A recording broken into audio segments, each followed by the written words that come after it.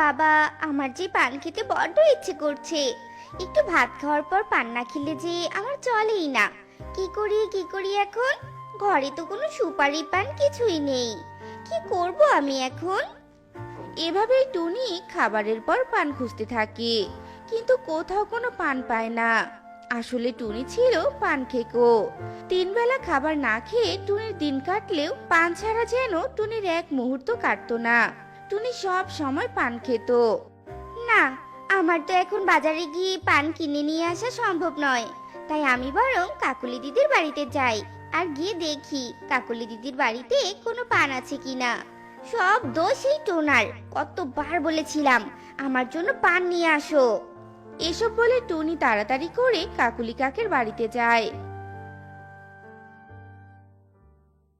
আর কাকুলি কাককে চিৎকার করে ডাকতে থাকে। কিরে টুনি, কি হয়েছে? এভাবে চিৎকার করছিস কেন? কারো কোনো বিপদ হলো নাকি? না গো কাকুলি দিদি, না, কারো কোনো বিপদ হয়নি। তবে মনে হয় আমার কোনো বিপদ হবে। শোনো, আমার বাড়িতে না কোনো পান নেই। আমাকে 2টো পান ধার দাও তো। বুঝেছি। তুই তো পান ছাড়া আর অন্য কিছু ভাবতেই পারিস না। তবে শোন, আমি তোর মতো অত পান খেকো নই, বুঝেছিস? তাই আমার বাড়িতে কোনো পান নেই। দূর, তোমার বাড়িতে আসাই আমার বোকামি হয়ে গেছে। আমি তো ভুলেই গেছি যে তুমি পান খাও না। আসি তবে গো। এসব বলে টুনি কাকুলি কাকের বাড়ি থেকে বেরিয়ে আসে আর রাস্তা দিয়ে হাঁটতে থাকে আর বলতে থাকে। এই যা, এখন কি খাই আমি? কোথায় পান পাবো? উফ বাবা, পান খেতে না পেরে তো আমার মাথাটা বন বন করে ঘুরছে। কোথায় পাবো এখন আমি পান? কোথায় পাবো? টুনি এসব ভাবতে ভাবতে টুনির চোখ যায় একটা বুড়ির বাড়িতে থাকা পানের গাছের দিকে। আর সঙ্গে সঙ্গে টুনির চোখ খুশিতে চকচক করে ওঠে। ওই তো ওই তো পেয়েছি, বুড়ি মায়ের পান গাছ। যাই, তাড়াতাড়ি করে কয়েকটা পান চুরি করে নিয়ে যাই। যেই ভাবা সেই কাজ। টুনি আর 1 মিনিটও দেরি না করে টুনি বুড়ির পানের গাছ থেকে পান চুরি করে নিয়ে এক ছুটে সেখান থেকে পালিয়ে যায়। এভাবেই দিন কাটতে থাকে, কিন্তু টুনি দিন দিন পান খাওয়া আরো বাড়িয়ে দেয়। একদিন টোনা ব্যাগ ভর্তি করে বাজার নিয়ে বাড়িতে আসে আর টুনিকে ডাকতে থাকে। টুনি, এই টুনি, তুমি কোথায় গেলে? এদিকে এসে দেখে যাও, আমি তোমার জন্য কত বড় মাছ কিনে এনেছি। দেখো দেখো টুনি। টোনার কথা শুনে টুনি দৌড়ে এসে বাজারের ব্যাগটা হাতে নেয় আর কি যেন খুঁজতে থাকে। টুনির এমন আচরণ দেখে টোনা বলতে থাকে। কি হলো টুনি, তুমি এভাবে কি খুঁজছো বলো তো? মাছ তো তোমার চোখের সামনেই আছে। তাহলে টোনা, তুমি আমার জন্য পান কিনে নিয়ে আসোনি? পান কোথায়? সে কি টুনি, এটা তুমি কি বলছো? আমি তো গতকালকে তোমার জন্য অনেকগুলো পান কিনে নিয়ে এলাম, আর এত তাড়াতাড়ি সব খেয়ে ফেললে? তুমি তো জানোই টোনা, আমি পান খেকো। ওই কটা পান আমার কালকেই শেষ হয়ে গেছে। আর তুমি কি না? তুমি কি পাগল হয়ে গেছো? এত পান পাখিরা খায় নাকি শুনি? তোমাকে কতবার বলবো আমি, বলো তো, যে পান খাওয়া ক্ষতিকর? তাহলে কেন শোনো না তুমি আমার কথা? বুঝেছি, তুমি আমার জন্য পান কিনে আনোনি বলে এখন আমাকে এত জ্ঞান দিচ্ছ। সব বুঝি আমি। তবে শোনো, তুমি যদি আমার জন্য পান সুপারি কিনে না নিয়ে আসো, তাহলে আমি আজ কিছুই রান্না করব না, এই আমি বলে দিলাম। বুঝেছি টুনি, তুমি তোমার জেদটাকে বজায় রাখবে। আমি যে তোমার ভালোর জন্য তোমাকে এসব বলি তা তো তুমি বুঝতে চাও না। আচ্ছা ঠিক আছে, যাচ্ছি আমি পান কিনতে। তবুও তুমি রাগ করো না তো? এরপর টোনা টুনির জন্য পান কিনতে যায় আর টুনি এতে করে অনেক খুশি হয়। এভাবেই টুনি সব সময় টোনার থেকে পান কিনে নিত আর খেত। টুনিকে সবাই অনেক বোঝালেও টুনি কোনো কথাই শোনে না। টুনি কিছুতেই বুঝতে চায় না যে পান স্বাস্থ্যের জন্য ক্ষতিকর। এভাবেই দিন কাটছিল। টুনির বাড়িতে যখনই পান শেষ হয়ে যেত, অমনি টুনি সেই বুড়ির গাছ থেকে পান চুরি করে খেত। তাই একদিন সেই বুড়ি আসে টোনার কাছে নালিশ নিয়ে। টোনা, এই টোনা, কোথায় গেলি রে বাবা? এদিকে বেরিয়ে আয় বলছি। তাড়াতাড়ি এদিকে আয়, তোর সাথে যে আমার কথা আছে রে।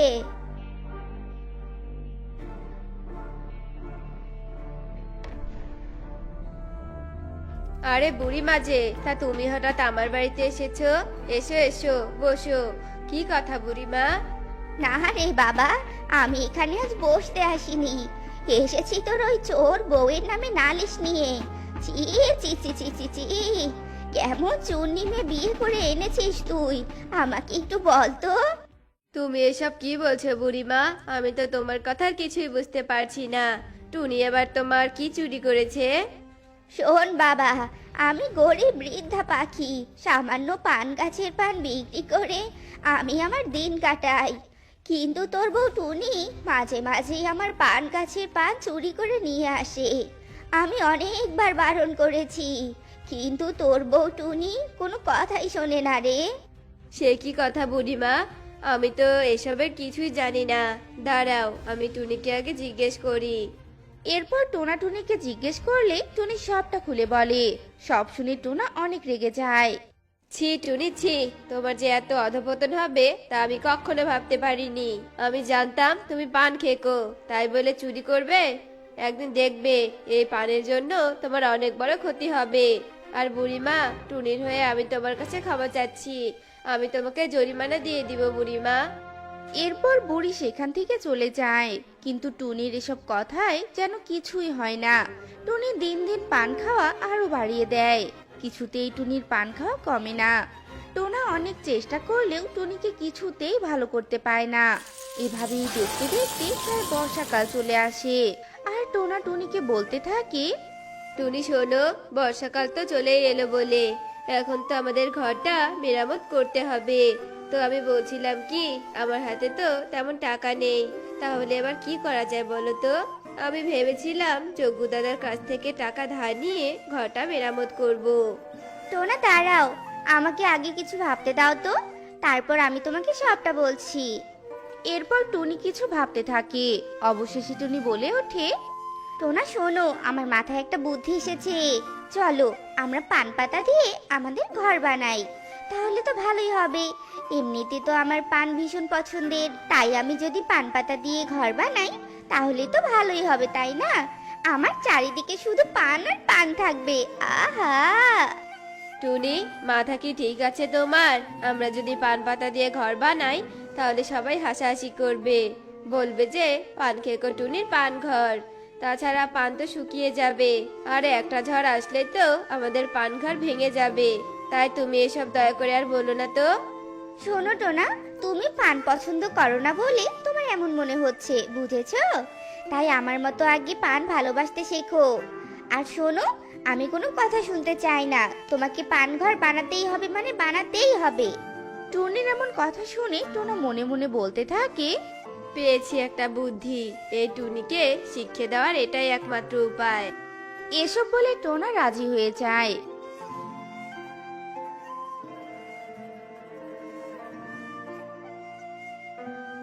আর টুনির কথা মতো পানের ঘর তৈরি করে। পানঘর দেখে টুনি অনেক খুশি হলেও জঙ্গলের পাখিরা অনেক হাসাহাসি করতে থাকে। এভাবেই দিন কাটছিল, কিন্তু হঠাৎই একদিন টুনি অনেক অসুস্থ হয়ে যায়, আর টোনা টুনিকে হাসপাতালে নিয়ে যায়। মিস্টার টোনা, আপনার স্ত্রীর অতিরিক্ত পান খাওয়ার কারণে তার এমন সমস্যা হয়েছে। এরপরও যদি অতিরিক্ত পান খায় তাহলে ফুসফুসে ক্যান্সার হয়ে যাবে আর আপনার স্ত্রী মারা যাবে। ডাক্তারের কথা টুনিও শুনতে পায়, আর টুনি অনেক ভয় পেয়ে যায়।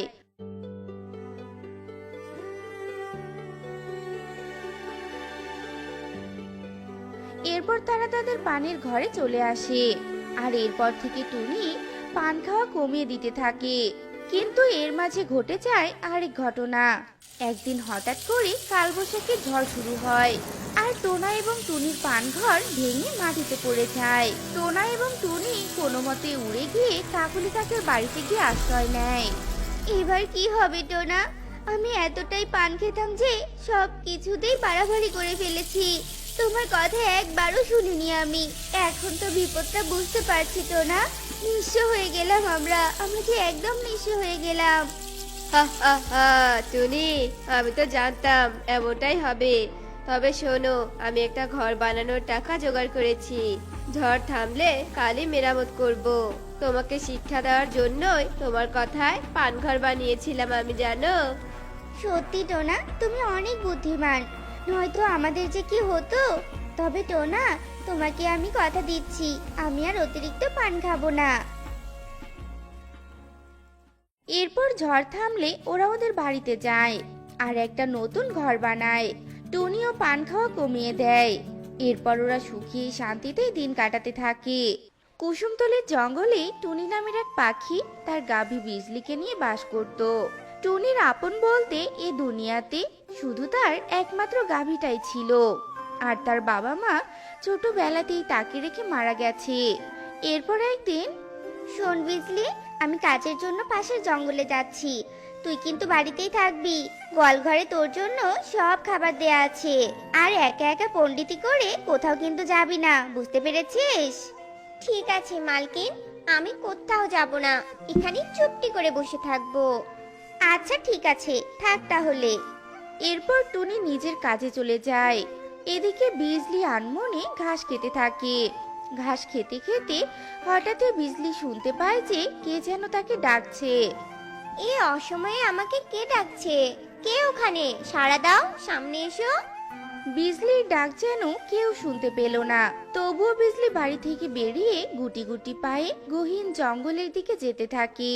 হঠাৎই বিজলি বুঝতে পারে যে সে জঙ্গলে চলে এসেছে। এদিকে সন্ধ্যাও হয়ে এসেছে। যা বাবা, আমি কোথায় চলে এলাম? চারিদিকে তো শুধু জঙ্গল আর জঙ্গল। এদিকে সন্ধ্যাও নেমে এসেছে। ওইদিকে মালকিন এসে আমাকে বাড়িতে না পেলে তো অনেক বকবে। না, আমি বরং এখন বাড়ি ফিরে যাই। কিন্তু কে যেন আমাকে ডাকলো। এখন এসব ডাকের আশায় থাকা যাবে না।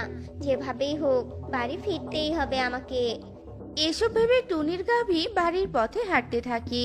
এমন সময় বিজলি তার সামনে একটা বিরাট কাঁঠাল গাছ দেখতে পায়। পুরো গাছ জুড়ে কাঁঠালগুলো সব লোভনীয় হয়ে ঝুলে আছে। ইস, কত সুন্দর কাঁঠাল! আমি যদি একবার ওই কাঁঠালগুলো খেতে পারতাম। কিন্তু কাঁঠালগুলো তো অনেক উঁচুতে, আমি অত উঁচু থেকে কাঁঠাল পারতেই পারবো না। বিজলির কথা শেষ হতে না হতেই গাছ থেকে টুপ করে একটা কাঁঠাল মাটিতে পড়ে যায়।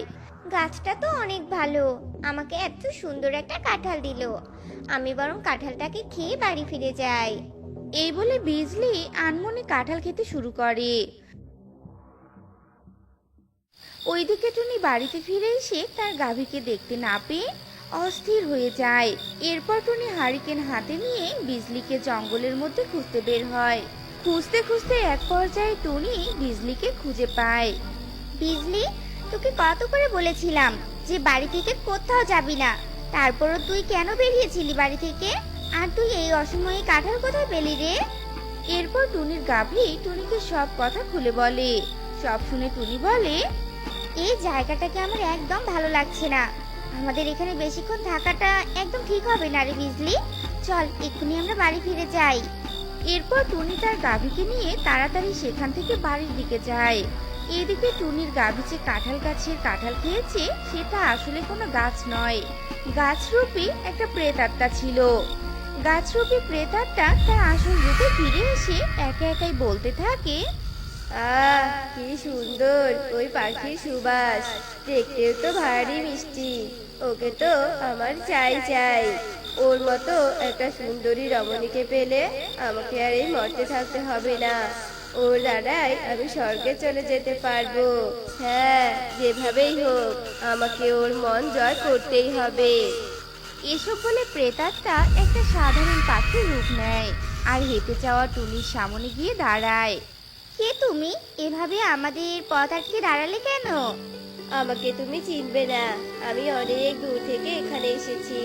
ওই পাশের জঙ্গলটাতে যাব, কিন্তু অন্ধকারে আমি পথ ভুলে গিয়েছি। এই অন্ধকারে শুধুমাত্র তোমাদের হারিকেনের আলোটা দেখতে পাচ্ছিলাম, তাই তোমাদের সামনে এসে দাঁড়ালাম আমি। আজ রাতের জন্য তুমি যদি আমাকে একটু আশ্রয় দিতে তাহলে আমার বড্ড উপকার হতো। তুমি তো সত্যি অনেক বিপদে পড়েছো। অতিথি হলো নারায়ণ, তাই অতিথিকে সাহায্য করতে আমার কোনো সমস্যা নেই। চলো চলো তুমি আমার সাথে। এরপর বোকা টুনি না বুঝেই নিজের বিপদ স্বইচ্ছায় নিজের ঘরে নিয়ে যাচ্ছে। এরপর তারা বাড়ি ফিরে আসে আর পাখিরূপী প্রেতাত্মা টুনিকে বলে, তোমাকে যে কি বলে ধন্যবাদ দিব আমি তো বুঝেই উঠতে পারছি না। আমাকে এখন ধন্যবাদ দিতে হবে না গো, তুমি বরং শুয়ে একটু বিশ্রাম নাও। আচ্ছা, তুমিও গিয়ে শুয়ে পড়ো। এরপর সবাই যার যার জায়গায় গিয়ে শুয়ে পড়ে। এদিকে টুনি ঘুমিয়ে পড়ে, আর প্রেতাত্মা না ঘুমিয়ে টুনির পাশে গিয়ে দাঁড়িয়ে থাকে আর একা একাই ভাবতে থাকে। আহ, কি মধুমাখা চেহারা! শুধুমাত্র আজ রাতটাই তুমি পর, কাল রাতেই তো পূর্ণিমা। আর পূর্ণিমার আলোর সাথে সাথে আমি তোমাকে নিয়ে চলে যাব। প্রেতাত্মার সব কথাগুলো বাইরে থেকে টুনির গাভী বিজলি শুনতে পায়। আর টুনির গাভী মনে মনে বলে, আমি কি শুনছি? ওই পাখিটা একটা প্রেতাত্মা আর আমার মালকিনকে নিয়ে যেতে চাইছে। না না, আমি থাকতে তো আমার মালকিনের কিচ্ছু হতে পারে না। এখনই ওই শয়তান প্রেতাত্মাকে বুঝতে দেওয়া যাবে না যে আমি সব জানতে পেরে গেছি। যদি জানতে পারে যে আমি সব জেনে গেছি, তাহলে ও আমার মালকিনের ক্ষতি করে দিতে পারে। যা করার আমাকে কাল সকালে করতে হবে, চুপি চুপি। এসব ভেবে গাভী নিজের জায়গায় চলে যায়। এদিকে দেখতে দেখতে সকালও হয়ে আসে। টুনি ঘুম থেকে উঠেই রান্নাঘরে চলে যায়। এদিকে প্রেতাত্মা পাখির রূপ নিয়ে টুনির পিছু পিছু রান্নাঘরে যায়। এদিকে টুনি পাখিকে বলে, তোমার বুঝি খুব ক্ষুধা পেয়েছে, তাই রান্নাঘরে চলে এসেছো? না না, এক কাপ চা হলেই হয়ে যাবে। এরপর টুনি পাখিরূপী প্রেতাত্মাকে এক কাপ চা দেয়। এদিকে টুনির গাভী এসে টুনিকে ডাকতে থাকে। বিজলি, দেখছিস না আমি কাজ করছি, তবু এত ডাকছিস কেন? ঠিক আছে মালকিন। এরপর টুনির গাভী সেখান থেকে চলে যায় আর অপেক্ষায় থাকে যে কখন টুনিকে সে একা পাবে আর সব সত্যি কথা বলে দিবে। কিন্তু টুনির গাভী আর সেই সুযোগটাই পায় না। এদিকে দেখতে দেখতে রাত হয়ে আসে। টুনির গাভী মনে মনে ভাবে, এখন তো রাত হয়ে গেছে, কিছুক্ষণ পরেই তো পূর্ণিমা শুরু হয়ে যাবে। আর তখনই তো ওই শয়তান প্রেতাত্মা আমার মালকিনকে নিয়ে চলে যাবে। না না, এটা হতে দেওয়া যাবে না, আমাকে এক্ষুনি তান্ত্রিকের কাছে যেতে হবে। এরপর টুনির গাভী বিজলি তান্ত্রিকের কাছে যায় আর তান্ত্রিককে সব ঘটনা খুলে বলে। সব শুনে তান্ত্রিক টুনির বাড়িতে আসে। এদিকে পূর্ণিমার চাঁদও উঠে যায় আর প্রেতাত্মা তার আসল রূপে ফিরে আসে আর টুনিকে নিয়ে উড়াল দিতে ধরে। তখনই তান্ত্রিক, থাম বলছি শয়তান প্রেতাত্মা, তুই কিছুতে ওই পাখিকে নিয়ে যেতে পারবি না। তান্ত্রিক, আমার পথ থেকে সরে দাঁড়া বলছি। আমাকে বাধা দিতে আসলে কিন্তু তার ফল ভালো হবে না বললাম। শুধু শুধু একটা মেয়েকে কেন টার্গেট করেছিস? হ্যাঁ বল। আমার এই মেয়েকে খুব ভালো লেগেছে, তাই আমি একে নিয়ে যাব। একে নিলেই আমি স্বর্গে যেতে পারবো। স্বর্গটাও তো সহজ কিছু নয়, তুই ভুল করছিস। ছেড়ে দে এই পাখিকে। না, আমি একে কিছুতেই ছাড়বো না। তাহলে তো তোকে বন্দি করতেই হবে। তুই পারবি না আমাকে বন্দি করতে। এই বলে প্রেতাত্মা তার জাদু ছুটতে থাকে তান্ত্রিকের দিকে। ওইদিকে তান্ত্রিকও পাল্টা জাদু ছুটতে থাকে। এভাবেই বেশ কিছুক্ষণ যুদ্ধ চলতে থাকে। এক পর্যায়ে তান্ত্রিক মন্ত্রপুত জল ছিটিয়ে দেয়। অমনি প্রেতাত্মা বন্দী হয়ে যায়। এরপর তান্ত্রিক প্রেতাত্মাকে বোতলে বন্দি করে। সারা জীবন তুই এই বোতলেই বন্দি থাক। এরপর তান্ত্রিক সেখান থেকে চলে যায় আর টুনি তার গাভীকে বলতে থাকে, বিজলি, আজ যদি তুই না থাকতি তাহলে হয়তো আমাকে না ফেরার দেশে চলে যেতে হতো রে। মনিবকে বাঁচানোই তো দাসের কাজ। এরপর টুনি তার গাভীকে জড়িয়ে ধরে আনন্দের অশ্রু ঝরাতে থাকে। এরপর থেকে টুনি তার গাভীকে নিয়ে অনেক সুখে শান্তিতেই দিন কাটাতে থাকে। শিমুলতলি বনে এক বিধবা টুনি বাস করত। টুনির তিন কোণে আপন বলতে কেউ ছিল না। টুনি কালু কাকের জমিতে কাজ করত। টুনি, এই তোর শরীরে কি কোনো বল শক্তি নেই নাকি রে? এভাবে আস্তে আস্তে কাজ করছিস কেন? হ্যাঁ, তাড়াতাড়ি হাত চালিয়ে জমির আগাছাগুলো তুলে ফেল। কালু দাদা, আমি তো কাজ করছি, আর কত হাত চালাবো বলো তো? এভাবে বিকেল অবধি টুনি কালু কাকের জমিতে কাজ করে। এরপর কাজ শেষে টুনি কিছু টাকা মজুরি পায়, আর সেটা দিয়ে টুকটাক বাজার করে নিয়ে বাড়ির দিকে রওনা দেয়। এমন সময় টুনি কারো কান্নার আওয়াজ পায়। মনে হলো কারো কান্নার আওয়াজ শুনতে পেলাম। কেউ আবার বিপদে পড়লো না তো? টুনি এসব ভেবে কান্নার আওয়াজ অনুসরণ করে ধীরে ধীরে এগোতে থাকে। আর একটা ঝোপের আড়ালে গিয়ে দেখে একটা গাভীর ছানা ক্ষত বিক্ষত অবস্থায় কান্নাকাটি করছে। মা, আমি মায়ের কাছে যাব। ও মা, আমার কাছে ফিরে এসো মা। মা। গাভীর ছানাকে কাঁদতে দেখে টুনির অনেক মায়া হয়। আহারে, গাভীর ছানাটারই কি অবস্থা হয়েছে! কি রে মা, তোর এই অবস্থা কি করে হলো? আর তোর মাই বা কোথায়? তোকে এখানে একা রেখে তোর মা কোথায় গেছে? আমার মাকে যে ওই বদমাই শিয়ালটা খেয়ে ফেলেছে। জানো, আমি আর আমার মা এখানে ঘুরতে এসেছিলাম, কিন্তু পথে ওই শিয়ালের খপ্পরে পড়ে যাই আমরা। আর শয়তান শিয়াল আমার মাকে খেয়ে ফেলে। আমি কোনো রকমে ওখান থেকে পালিয়ে বাঁচতে পেরেছি, কিন্তু এখন আমি কোথায় যাব আর কাকে মা বলে ডাকবো বলো? কাঁদিস না ছানা, কাঁদিস না। এক মাকে হারিয়েছিস তাতে কি হয়েছে? আর আজ থেকে তুই এই টুনি মায়ের কাছেই থাকবি, আর আমাকে মা বলে ডাকবি, কেমন? সত্যি বলছো টুনি মা? আজ থেকে আমি তোমাকে মা বলে ডাকতে পারবো আর তোমার সাথেই থাকতে পারবো? হ্যাঁ রে মা, হ্যাঁ, আমি সত্যি বলছি। এবার চল আমার বাড়িতে। ইস, তোর শরীরের ক্ষত দিয়ে যে রক্ত ঝরছে, তোর খুব কষ্ট হচ্ছে তাই না রে মা? চল চল, তাড়াতাড়ি তোর ক্ষত সারাতে হবে। এরপর টুনি গাভীর ছানাটাকে সাথে নিয়ে তার বাড়িতে যায় আর জড়িবুটি বানিয়ে গাভীর ছানার ক্ষত স্থানে লাগিয়ে দেয় আর অনেক সেবা যত্ন করে গাভীর ছানাকে সুস্থ করে তোলে। টুনির কাছে গাভীর ছানা মায়ের আদরে বড় হতে থাকে। লালিমা, তুই বাড়িতে থাক। এই যে যেটুকু ঘাস দিয়েছি এটাই খাবি, কেমন? একদম বাইরে যাবি না। আমি কাজে গেলাম রে মা। আচ্ছা ঠিক আছে মা, তুমি কোনো চিন্তা করো না। আমি বাড়ি থেকে কোথাও যাব না, লক্ষ্মী মেয়ের মতো বাড়িতেই থাকবো মা। এরপর টুনি কাজ থেকে ফেরার পথে তার সাথে এক আহত সাপের দেখা হয়। বোন, বোন, আমার ছানাটাকে বাঁচাও, বাঁচাও, না হলে ওই কাল লাগেনি যে আমার ছানাকে হত্যা করবে। বাঁচাও, আমার যাওয়ার সময় নেই। বলো না বোন, আমার ছানাটাকে তুমি আগলে রাখবে? আহ, বলো, বলো বোন, আমার ছানাকে তুমি আগলে রাখবে?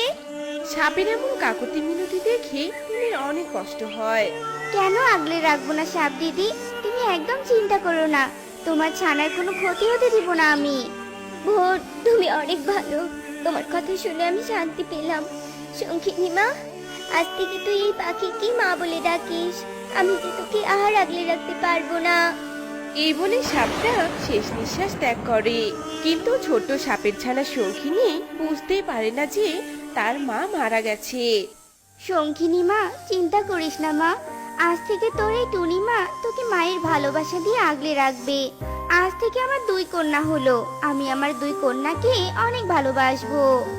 এসব বলে টুনি সাপের ছানাকে নিয়ে বাড়িতে যায়। টুনির সাথে সাপের ছানাকে দেখে মা, ও মা, তোমার সাথে এই সাপের ছানাটা কোথা থেকে এলো মা?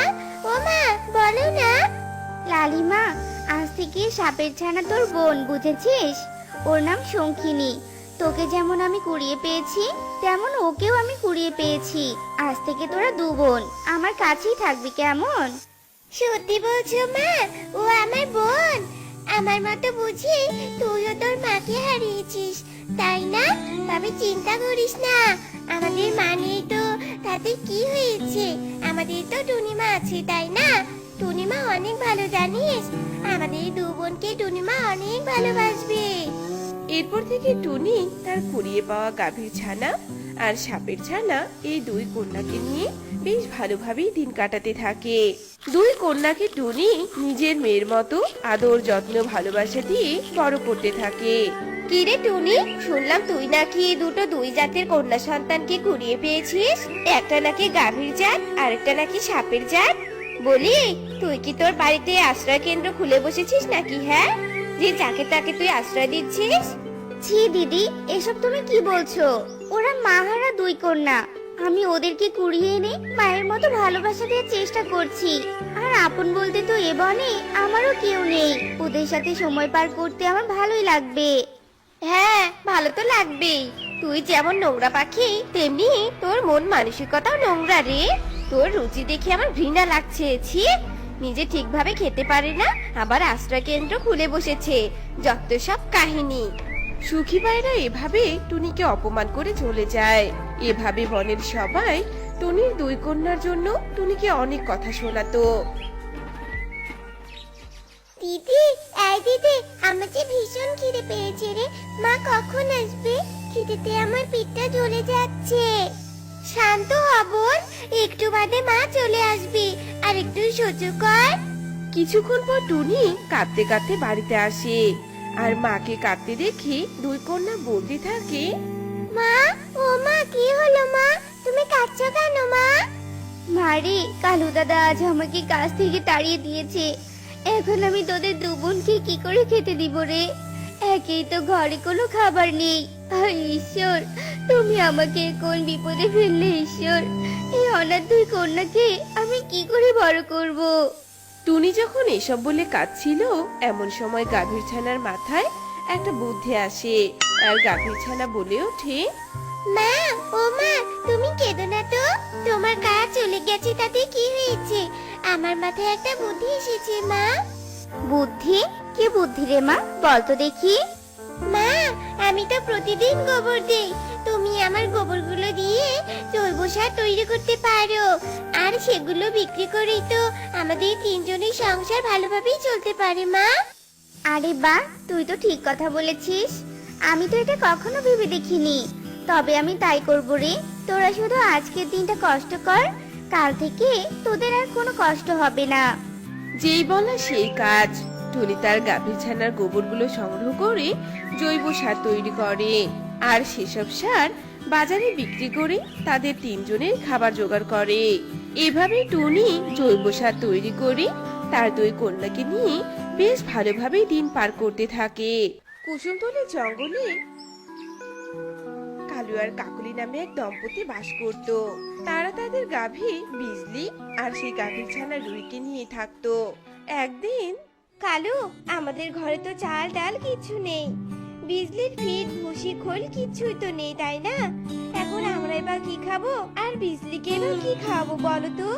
জঙ্গলেও তো কোনো কাজ নেই, আর আমার কাছেও তো কোনো টাকা জমানো নেই। এবার আমি কি করব বলো তো তুমি আমায়? আমার মাথায় একটা বুদ্ধি এসেছে। আমরা যদি সেই বুদ্ধি অনুযায়ী কাজ করতে পারি, তাহলে আমাদের আর কোনো টাকার অভাব হবে না, জানো? কি এমন বুদ্ধি বলো তো আমায়? আমরা যদি আমাদের বিজলির দুধ দহন করি, জঙ্গলে এগুলো বিক্রি করি, তাহলে আমরা বেশ কিছু টাকা পাবো, আর সেই টাকাগুলো দিয়ে আমরা আমাদের খাবার কিনে খেতে পারবো, তাই না? বুদ্ধি তো তুমি অবশ্য মন্দ বলনি। তাহলে চলো এবার আমরা বিজলির দুধ দহন করা শুরু করি। এরপর কালু আর কাকুলি একটা বালতি নিয়ে বিজলির কাছে যায় দুধ দহন করতে। আর ওরা গিয়ে দেখে গাভীর ছানা রুহি ওর মায়ের দুধ পান করছে। এসব দেখে কাকুলি রেগে গিয়ে বলে ওঠে, কি রে রুহি, তুই এভাবে তোর মায়ের দুধগুলো সব খাচ্ছিস কেন? হ্যাঁ, সরে যা বলছি, এক্ষুনি তোর মায়ের সামনে থেকে সরে যা। কাকুলির কথা শুনে গাভীর ছানা সরে যায়। এরপর কাকুলি বিজলির সব দুধ দহন করে নেয়, আর সব দুধ দহন করাতে বিজলি কাকুলিকে বলে ওঠে, মালকিন, এভাবে আমার সবগুলো দুধ দহন করলেন, এখন আমার ছানাটা কি খাবে বলুন? তোর ছানা কি খাবে না খাবে তা নিয়ে তোকে কোনো চিন্তা করতে হবে না, বুঝতে পেরেছিস? সেটা আমরা দেখে নিব। এসব বলে কাকুলি দুধের বালতি নিয়ে কালুকে দেয়, আর কালু সেই দুধগুলো বাজারে নিয়ে গিয়ে বিক্রি করে দেয়, আর অনেকগুলো খাবার কিনে বাড়ি ফিরে আসে।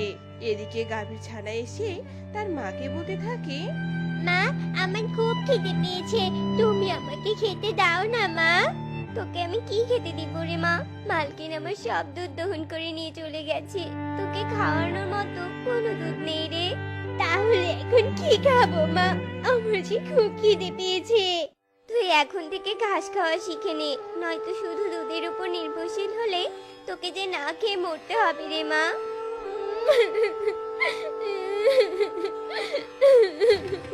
এমন সময় সেখানে কাকুলি চলে আসে। কি রে, তোরা মামে মিলে কি এমন বুদ্ধি পরামর্শ করছিস শুনি?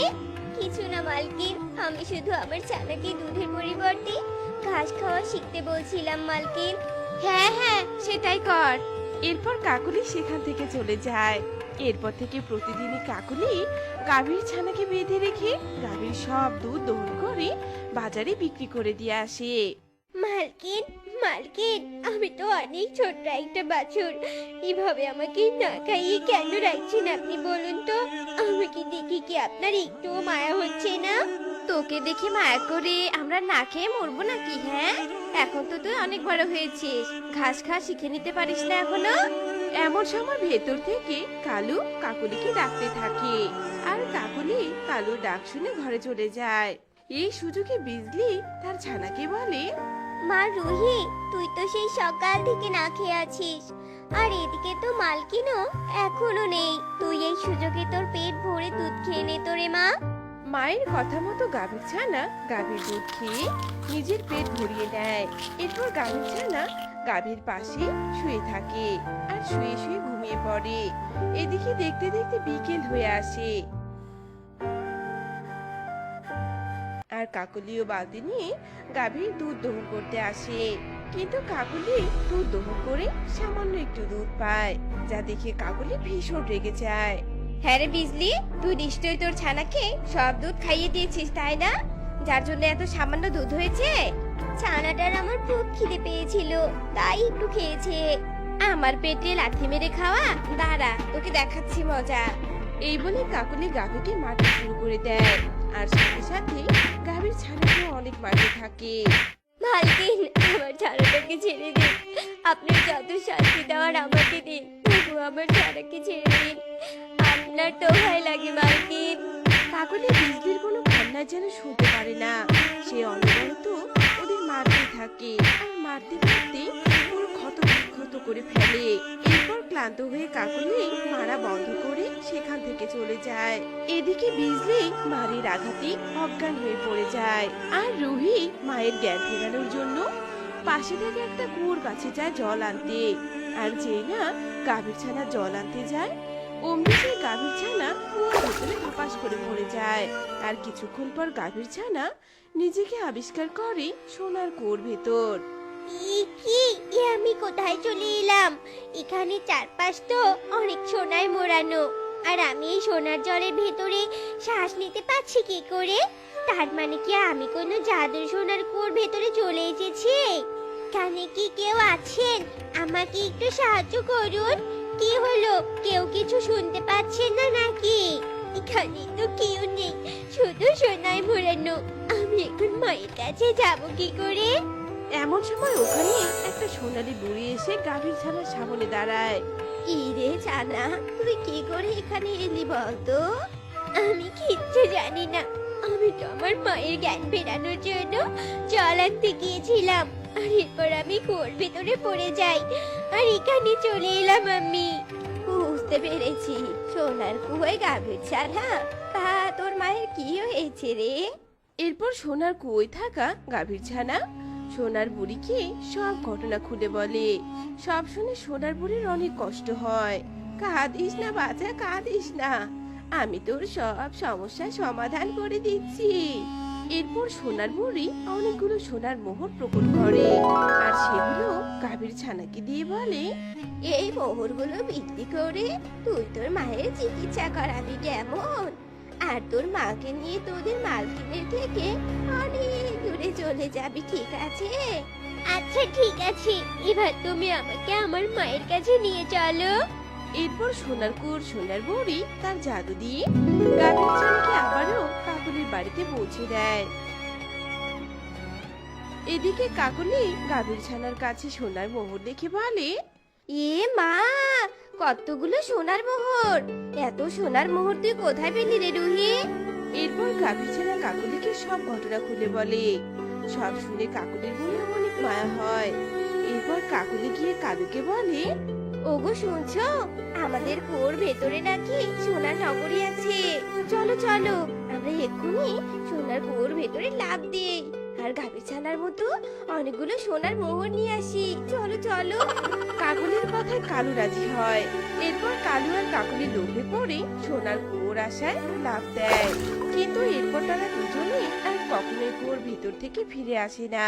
এদিকে গাভীরও ততক্ষণে জ্ঞান ফিরে আসে। এরপর গাভীর ছানা রুহি গাভীকে সব ঘটনা খুলে বলে। সব শুনে গাভী রুহির কাছে থাকা সোনার মোহরগুলো বিক্রি করে তার ছানাকে নিয়ে সুখী দিন কাটাতে থাকে। তো বন্ধুরা, আমাদের আজকের এই গল্পটি তোমাদের কাছে কেমন লেগেছে তা কমেন্টে জানাতে ভুলো না কিন্তু।